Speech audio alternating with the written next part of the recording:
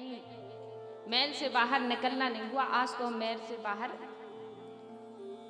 कुछ भ्रमण पर जाएंगे, कुछ देख कर आएंगे, मन हुआ तो शिकार पर भी चले जाएंगे।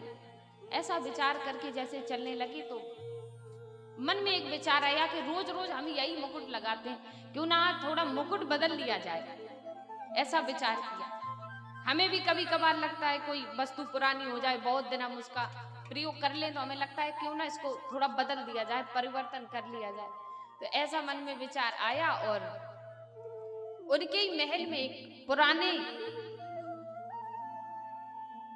बक्से में एक मुकुट रखा हुआ था। परीक्षित जी ने विचार किया, हमारा पितरों की निशानी है, पितरों के द्वारा दी गई है, क्यों ना आज उसी मुकुट को हम धारण करें। तो उस बड़े से बक्से में से वो मुकुट निकाला और अपने सर पर धारण किया। अब वो मुकुट था जरासंध का, अधर्म का, पाप की कमाई का, अधर्मी व्यक्ति का। तो कलयुग से कह रखा था, जैसे ही मुकुट सर पर रखा और तैसे ही आकर कलयुग बैठा। अब कलयुग बैठा तो कलयुग के अंदर कुछ गुण है। कलयुग का सर्वप्रथम गुण है बिन सोच विचार के क्रोध आ जाना। तो क्रोध के स्वरूप में कलयुग उनके मस्तक पर बैठा और जैसे ही बैठा मुकुट को सर पर रखा और रथ पर सवार होकर परीक्षित जी चले। विचार हो गया कि शिकार पर जाएंगे। रथ लेकर शिकार के लिए चल दिए। तो जंगल में पहुंचे। शिकार करते वक्त उनको प्यास लगी तो सामने कुटिया नजर आई। बोले बड़ी सुंदर कुटिया, क्यों ना हम इसी में चले जाएं तो जल की व्यवस्था तो हो ही जाएगी, प्यास बुझ जाएगी हमारी, प्यास से व्याकुल थे। परीक्षित जी कुटिया में प्रवेश कर गए। कुटिया में जैसे प्रवेश हुए तो एक बड़ी दिव्य स्वरूप के महापुरुष संत भगवान वहां वास किए हैं, तपस्या कर रहे हैं। तपस्या करें, उनकी तपस्या को देखकर परीक्षित जी ने विचार किया कि हम पहले इनसे जल की मांग करते हैं तो ये खुद हमको लाकर दे देंगे। तो परीक्षित जी ने कहा कि महाराज हमको प्यास लगी है, थोड़ा जल मिलेगा। अब वो तो समाधि में थे, ध्यान मग्न थे, तो ध्यान को कैसे तोड़े। संत जी ने कोई उत्तर नहीं दिया। दूसरी बार फिर बोले महाराज हमको प्यास लगी है, कुछ जल की व्यवस्था है क्या। और संत जी ने फिर ध्यान नहीं तोड़ा, फिर ध्यान मग्न हो गए। अभी ध्यान मग्न हुए तो फिर परीक्षित जी को फिर से क्रोध आया।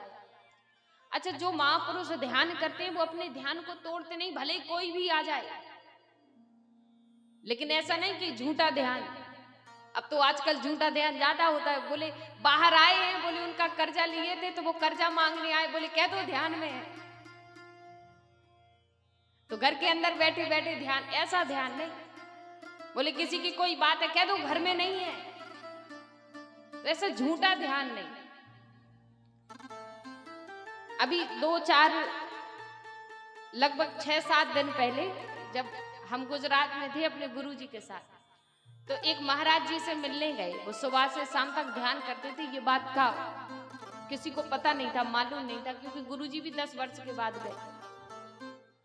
अभी उनसे जब मिलने गए जंगल में तो उनको देखा, अकेले रहते थे, अकेला वास करें, कोई उनके साथ नहीं। सारे आश्रम में उनको खोजा हम लोगों ने, कहीं नहीं मिले। अचानक से देखा कि दूरी पर एक कुटिया बनी है, उस कुटिया की ओर गए, शायद इधर बैठे होंगे। अब पास में गए तो देखा कि कुटिया के अंदर बैठे बैठे वो ध्यान कर रहे हैं। आवाज लगाई, बोले महाराज जी हम मिलने आए हैं, पास से ही सोमनाथ की यात्रा थी। तो महाराज जी ने अंदर से आवाज लगाई, भैया सब कुशल मंगल। बोले हाँ। बोले हम ठीक है, हम ध्यान में हैं, भगवान का दर्शन करो और रसोई है तो भोजन प्रसादी पाओ। अब वो संत जी ने यहाँ विचार करने वाली बात यह है कि कोई व्यक्ति 10 साल में मिलने गया हो, देखो ध्यान ऐसा होना चाहिए। कोई व्यक्ति 10 साल में मिलने गया हो तो 10 साल के बाद आने वाले व्यक्ति के लिए भी जो ध्यान ना तोड़े, समझो उसका ध्यान वास्तविक है। तो वहीं से भगवान का नाम ले लिया, राम राम कर लिया, राधे राधे बोल दिया, लेकिन ध्यान नहीं तोड़ा। तो अगर व्यक्ति का वास्तविक ध्यान होता है तो सामने मृत्यु भी क्यों ना खड़ी हो, ध्यान टूटता नहीं। और वो ध्यान कि अपने बचाव के लिए ध्यान लग जाए और दूसरों के अहित के लिए ध्यान टूट जाए, तो वो ध्यान होता है क्या? वो ध्यान नहीं होता। ध्यान तो वो कि सामने कैसे विकट परिस्थिति हो, व्यक्ति अपने स्थान पर अड़ा रहे, वो वास्तविक ध्यान है। तो उन्होंने अपना ध्यान नहीं तोड़ा। परीक्षित जी को लगा ये मेरा अपमान कर। परीक्षित जी ने कहा कि महाराज मुझ में कोई कमी है, मैं इतना बड़ा राजा। अब महाराज नहीं बोल रहे, महाराज का क्रोध बोल रहा है, मस्तक पर बैठा कलियुग।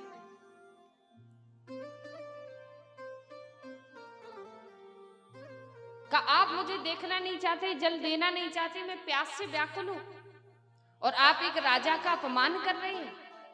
मेरे ही राज्य में आपकी कुटिया है और मेरे ही राज्य में रहकर आप मेरा अपमान कर रहे हैं। ऐसा ध्यान आप ढोंग कर रहे हैं, झूठ बोल रहे हैं। ये महाराज नहीं कह रहे, महाराज के मस्तक पर बैठा कलियुग कह रहा है। और क्रोध इतना जागा कि कुटिया से बाहर निकले तो एक मृत सर्प पड़ा था। उस मृत सर्प को लाए और वो समीक ऋषि जो तपस्या कर रहे थे उनके गले में लपेट दिया, डाल दिया। अब एक मृत जीव उनके गले में डाला तो तपस्या भंग हो गई, तपस्या टूट गई और यहाँ महाराज क्रोध के मारे महल वापस लौट आए। अब ये सारी घटना समीक ऋषि के शिष्यों ने जाकर उनके पुत्र को बता दी, जिनके पुत्र का नाम था श्रृंगी ऋषि। श्रृंगी ऋषि को पता चला तो श्रृंगी ऋषि को क्रोध आ गया कि हमारे पिता का अपमान किया। हम भी देखते हैं कितना अभिमानी अहंकारी राजा है जो मृत सर्प हमारे पिता के गले में डाल दिया। अब किसी के पिता का कोई अपमान करे तो पुत्र कैसा भी क्यों ना हो, पिता का अपमान कभी सहन नहीं कर सकता। और वास्तविकता में पुत्र तो वही है जो सदैव अपने पिता के स्वाभिमान के विषय में सोचे। अगर पुत्र होने के बाद भी कोई व्यक्ति अपने पिता का बारंबार अपमान कराता है तो समझ लेना कि वो आपका पुत्र कहलाने योग्य नहीं है। पुत्र तो वही है जो अपने प्राणों से ज्यादा अपने पिता की इज्जत के बारे में सोचे, पिता के स्वाभिमान के बारे में सोचे, वही पुत्र है। तो क्रोध के मारे कुछ नहीं देखा और सीधा श्राप दे दिया। इति लंघित मर्यादम तक्षका सप्तमेहिनी। बोलिए ये जो राजा है ना, इन्होंने मर्यादा को तोड़ा है और जैसा मृत सर्प मेरे पिता के गले में डाला है, मैं श्राप दे रहा हूं कि ऐसे ही मृत सर्प के काटने से राजन तुम्हारी 7वें दिन मृत्यु हो जाएगी। ये मेरा श्राप है और संत की वाणी कभी कट नहीं सकती, टल नहीं सकती, क्योंकि संत की वाणी में साक्षात जो हरि भजन का जो फल है वो विराजमान हो जाता है। हरि भजन का जो प्रभाव है वो दिखने लगता है। संत की वाणी कभी टलती नहीं।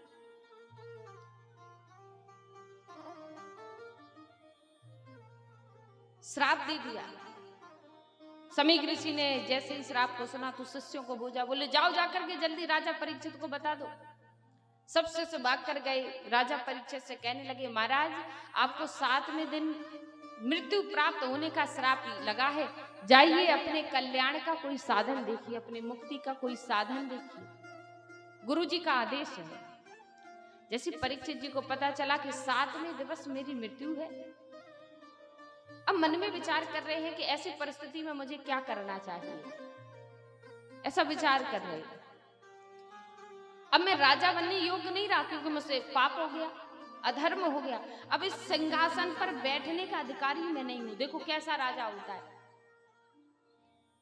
एक संत का अपमान हो गया, ये विचार नहीं कर रहे हैं कि मुझे मृत्यु का श्राप मिल गया।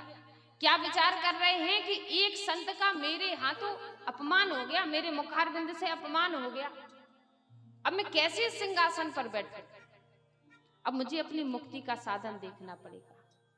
बोले मेरे राज्य में प्रजा ने कोई गलती की तो मैंने तुरंत ही उनको सजा सुना डाली, दंड दे दिया। अब मुझसे अपराध हुआ है तो राजा को दंड कौन दे? ये बड़ा विषय है। अब वो विचार कर रहे हैं कि आप अक्सर देखना कि जैसे कोई बड़ा व्यक्ति हो, कोई बड़ा व्यक्ति, एक साधारण व्यक्ति अपराध कर दे, जैसे गांव का कोई गरीब व्यक्ति, साधारण व्यक्ति अपराध कर दे तो तुरंत पुलिस आती है, उसको पकड़कर जेल में डाल देती है। और कोई बड़ा व्यक्ति अपराध कर दे तो वो क्या करता है, थोड़ा सा पैसा देकर, थोड़ा सा पावर का प्रयोग कर कर अपने आप को छुड़ा लेता है। तो का कमजोर व्यक्ति अपराध करता है तो बड़े व्यक्ति उसको सजा दे देते हैं, और बड़े व्यक्ति जब अपराध करेंगे तो उनको सजा कौन देगा? ये परीक्षित जी विचार कर रहे हैं मन में, मैं तो राजा हूं, मेरी सजा कोई निर्धारित नहीं कर सकता था, लेकिन संत तो महापुरुष हैं, देखो श्रृंगी ऋषि ने मेरी सजा निर्धारित कर दी। देखो कितने महान हृदय के ऐसे होते हैं राजा। राजा बनना कोई आसान बात नहीं, राजा के अंदर योग्यता भी तो होनी चाहिए। देश का प्रधानमंत्री हर कोई बनना चाहता है, बच्चे से भी पूछ लो क्यों प्रधानमंत्री बनोगे? हाँ बनेंगे, कोई मना नहीं कर सकता कि मुझे नहीं बनना। क्या देश को चलाने की योग्यता तुम्हारे पास है? देश को चलाने की योग्यता भी तो चाहिए। ऐसे ही राजा बनने की योग्यता होती है, भक्त बनने की योग्यता होती है। बिन योग्यता के कोई कार्य करोगे तो बीच में ही अटके रह जाओगे। तो का योग्यता व्यक्ति के पास होनी चाहिए। अब मेरे पास वो योग्यता नहीं रही कि इस सिंहासन पर बैठकर मैं राजा का दायित्व निभा सकूं। अब मुझे सिंहासन का त्याग कर देना चाहिए। तुरंत सिंहासन को छोड़ा, अपने पुत्र जन्मेजय को राज्य सौंपा और वहां से परीक्षित जी चल दिए। देखो मृत्यु का भय नहीं है, अपने द्वारा किए हुए अपराध का प्रायश्चित करना, अपने कर्म का भय है कि मेरा कर्म बिगड़ गया। और परीक्षित जी राज्य का त्याग करके वहां से चले। जैसे चले तो गंगा में स्नान किया।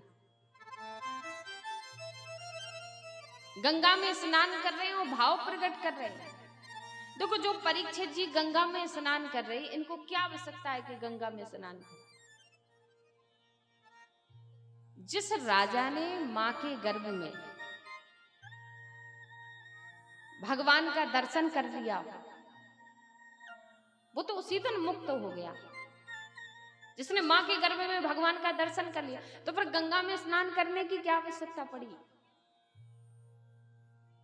तो कहा कि राजा परीक्षित ने गंगा में इसलिए स्नान किया कि राजा परीक्षित को श्राप था कि सर्प के काटने से तुम्हारी मृत्यु होगी। और जिस व्यक्ति की मृत्यु सर्प के काटने से होती है, उसकी मृत्यु को हम अकाल मृत्यु कहते हैं। और जो व्यक्ति अकाल मृत्यु मरता है तो उसकी मुक्ति कभी नहीं होती जब तक उसकी आयु पूर्ण नहीं हो जाएगी। इसलिए राजा परीक्षित गंगा में स्नान कर रहे हैं कि मृत्यु के बाद पता नहीं मेरी अस्थियों को कोई गंगा लाए या ना लाए, इसलिए मैं पहले ही अपने आप को मां गंगा को समर्पित किए देता हूं। तो राजा परीक्षित अपने आप को संकल्प करके मां गंगा से कहते हैं कि मां, बाद में मेरी अस्थियों को गंगा तक लाया जाए या ना लाया जाए, मैं जीवित रहते हुए संकल्प करता हूं कि मैंने अपने आप को आपको समर्पित कर दिया, सौंप दिया।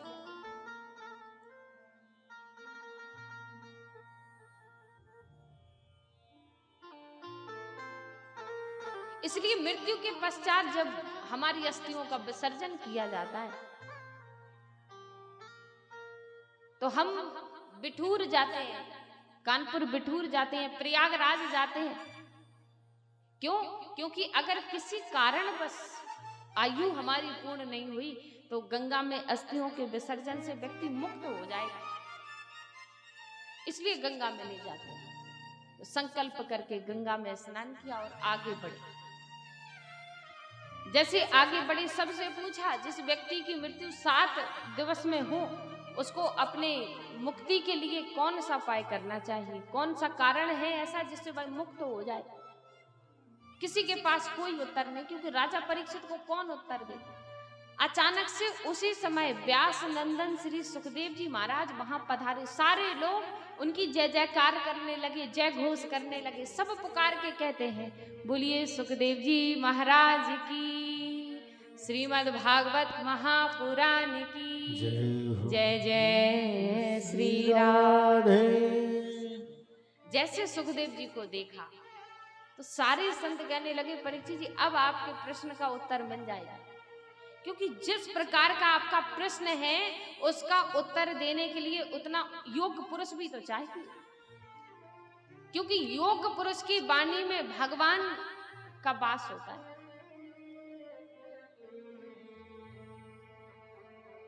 का कैसे वाणी होती है योग्य पुरुष की, हम आपको एक घटना से बताते हैं। बोले एक व्यक्ति का बालक बहुत बिगड़ गया, एक ही बालक था। जब बहुत बिगड़ गया, अनाड़ी हो गया, शराबी हो गया, अब एक ही बालक, पिता को बड़ी चिंता रही, बड़ा चिंतित रहे, व्याकुल रहे। बहुत अपने बच्चे को समझाया पर बच्चा नहीं माना। जब बच्चा हाथ से निकल जाए तो माता पिता कितना भी प्रयास करें संतान को संभाल नहीं सकते, कितने भी प्रयास करें जब तक वो स्वयं ना चाहे। अब पिताजी रोज कहे बेटा संभल जा, सब कुछ तेरे लिए ही तो है, अगर गवा देगा तो फिर क्या करेगा जब तेरी उम्र ढलेगी। बहुत समझाया, बच्चा ना माने। अब वो व्यक्ति अपने गुरुजी को बहुत माना करता था।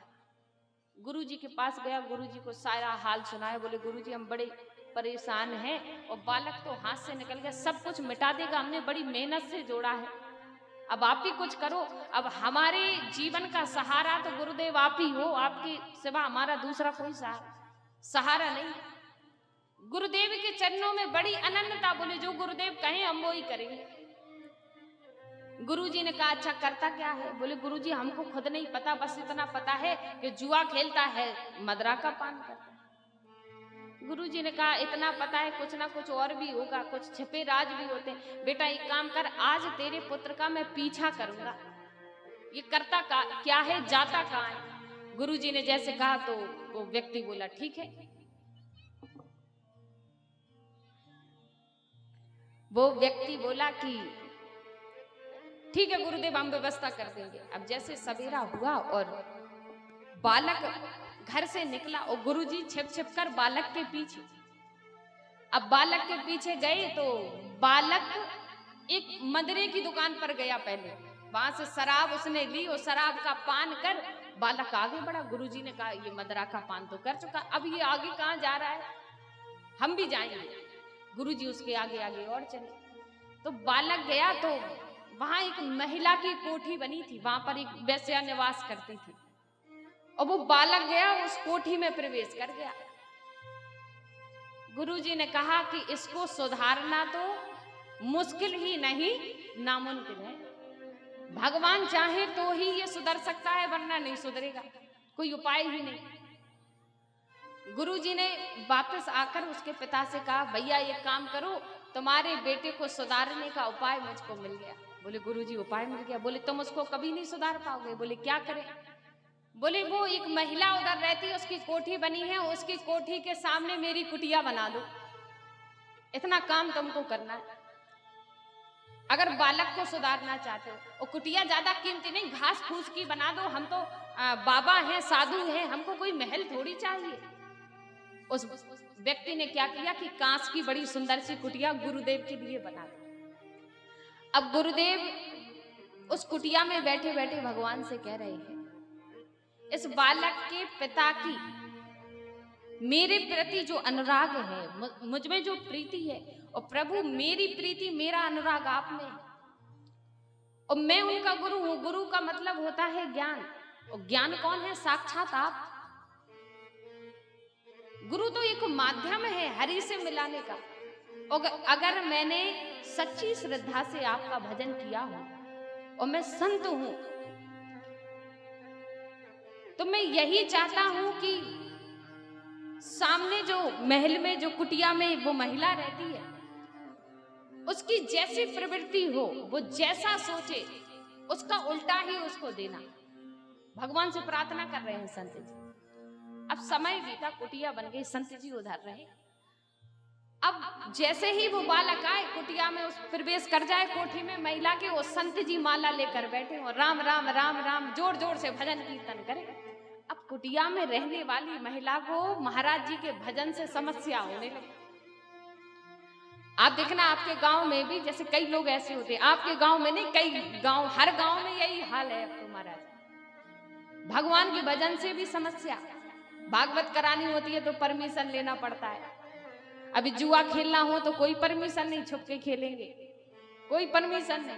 और कथा करानी हो तो परमिशन, चोरी करना हो तो कोई परमिशन नहीं, अच्छा कोई कार्य करना हो तो परमिशन।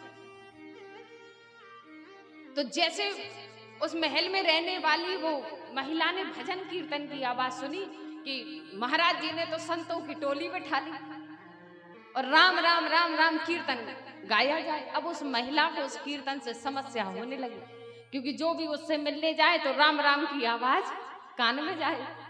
अब वो बोली कि पता नहीं ये महाराज जी कहाँ से आए। अब उसने योजना बनाई कि अगर यहाँ 1-2 महीने ये टिक गए तो मेरा तो सारा काम समाप्त हो जाएगा, धंधा खत्म हो जाएगा। अब क्या करें? तो उसने रातों रात योजना बनाई और योजना बनाकर कहा कि कुछ लोगों को इकट्ठा किया जो उसके मित्र थे। उस महिला ने कहा देखो, अगर वास्तव में हमारी तुम्हारी मित्रता है तो आज रात्रि में इस संत की कुटिया में आग लगा दो। सारे लोग बोले ठीक है, इतनी छोटी सी बात तुम्हारे लिए तो हम आग लगा देंगे, कोई बड़ी बात थोड़ी हो, संत जी हैं, हमारा बिगाड़ क्या लेंगे, आगे पीछे है कौन। सारी योजना बन गई। 2-4 लोग गए, उसके मित्रगण, और कुटिया में आग लगा दी। अब जैसे ही आग लगाई तो संत जी प्रसन्न, संत जी कुटिया से बाहर निकल कर गए, कोई गम नहीं, और उस महिला की कोठी के बाहर बैठ गए और माला लेकर राम राम राम राम भजे। अब वो महिला विचार करे, इसकी कुटिया जल रही है और ये इधर बैठकर राम राम कर रहा है, इसको गम ही नहीं हो रहा। अब संत जी माला फेरते हुए कह रहे हैं कि प्रभु, हमने सुना है जो जैसा करता है आप उसको वैसा देते हो। अगर मेरी माला में जरा सा भी बल है तो इसने जैसा विचार बनाया है उसको वैसा फल देना। और जैसे संत जी ने ऐसा कहा तो जोर की हवा चली और तूफान आया, तो कुटिया की सारी आग मुड़कर उसके कोठी की ओर चल पड़ी। और जैसे कोठी के ऊपर, अब किसी के घर में आग लग जाती है तो हम देखते हैं गांव में आग लगी थी एक घर में और जल गए 10 घर, तो आग का रुख बदल गया और रुख बदला, कुटिया के माध्यम से उसकी सारी कोठी जलने लगी। और कोठी जैसे ही जली तो महिला भयभीत और कोठी से बाहर निकली, संत जी से कहा तुम्हारी वजह से मेरी कुटिया जल गई, जाओ जाकर जल्दी जल्दी बुझाओ। अब जो मित्रगण आग लगाने गए थे अब वो उस महिला की कुटिया को बुझा रहे हैं और आग बुझे ना बुझे, और संत जी हंसे जाए मुस्कुराए जाए। उस महिला ने कहा संत जी आपने ये अच्छा नहीं किया, आपकी वजह से मेरी कुटिया जल गई। संत जी ने कहा देखो देवी, मेरी वजह से तुम्हारी कुटिया नहीं जली, मेरी माला, मेरा काम है माला करना। अब इस माला ने मेरी तुम्हारी कुटिया जला दी तो मैं क्या करूं? हम माला ने जला दी, माला कहीं जलाती है? बोले हाँ, तुमने मेरी कुटिया में आग लगाई। और माला फेरते हुए मैंने भगवान से कहा कि अगर मेरी माला में सत्यता हो तो जो जैसा आपसे चाहे आप उसको वैसा ही फल देना। तो तुमने मेरी कुटिया में आग लगाई और मेरे भगवान ने तेरी कोठी में आग लगाई, बात बराबर। और मैं यहां तेरी कोठी में आग लगाने को नहीं बैठा था। जैसे आज तेरी कोठी जल रही है और तुझे तकलीफ हो रही है, ऐसे ये कितने लोग तेरे घर में आते हैं, ऐसे ही इनके कितने लोगों का घर तूने जला दिया। कभी विचार किया? कभी तूने विचार नहीं किया। तो जो व्यक्ति जीवन में जैसा कर्म करता है भगवान उसको वैसा ही फल देते हैं। तो क्या तूने कभी विचार नहीं किया कि तेरे कारण कितने लोगों का घर जल रहा है? उस महिला को बात समझ में आ गई और महिला को बात समझ आई, महिला ने सबको त्याग दिया, सबका परित्याग कर दिया और संत जी की राह पर चलकर भजन करने लगी। भगवान के प्रति आस्था हो गई। अब जो बालक शिष्य का नित्य प्रतिदिन उस महिला के पास आया करता था, उसकी भी आंखें खुल गई कि देखो एक महिला उचित मार्ग पर आ गई मेरे गुरु के कहने से, और मैंने अपने कभी पिता की बात नहीं मानी। आज गुरु कृपा मेरे जीवन में हो गई, मैं धन्य हो गया, मेरी आंखें खुल गई। वापस गया, पिता से माफी मांगी, क्षमा मांगी। लेकिन इधर क्या है कि उनको तो एक योग्य गुरु मिल गया, और योग्य गुरु मिलना जीवन में बड़ी कठिनाई की बात है। हर किसी को योग्य गुरु नहीं मिलता, बड़ी कठिनाई की बात है। और मान लीजिए आपके जीवन में सच्चा गुरु मिल जाए तो साक्षात भगवान मिल गए आपको। गुरु कौन है? जो आपकी विपत्तियों का, संकटों का निवारण कर दे, वही गुरु। जीवन में कैसी भी समस्या हो, गुरु जी के समक्ष जाकर रख दो और गुरु जी उसका निवारण कर दे, वो वास्तविक गुरु है। अब ऐसे नहीं कि गुरु जी के पास गए तो उल्टा संकट बढ़ जाए। कलयुग में ऐसे गुरु ज्यादा मिलते, जिनको शिष्य के कष्टों से कोई लेना देना नहीं है, शिष्य की समस्याओं से कोई लेना देना नहीं है, शिष्य के पास धन संपत्ति कितनी है, शिष्य ने दक्षिणा कितनी दी, इससे बस लेना देना।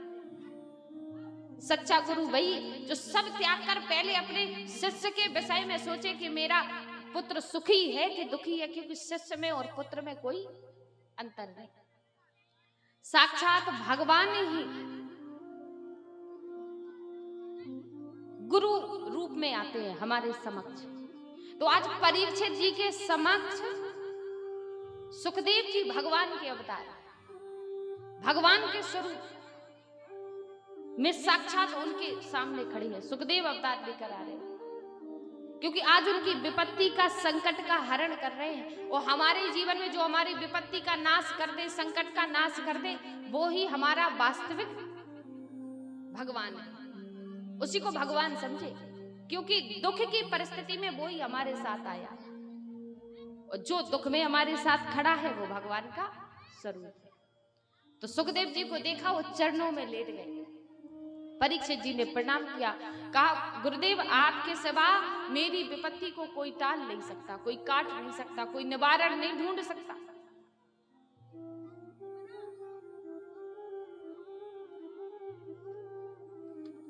तो आज उनसे प्रार्थना कर रहे हैं, वो कहते हैं परीक्षित जी,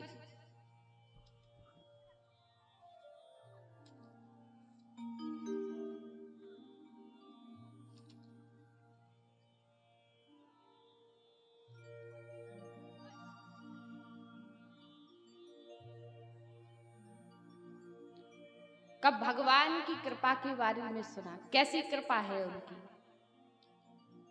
कहा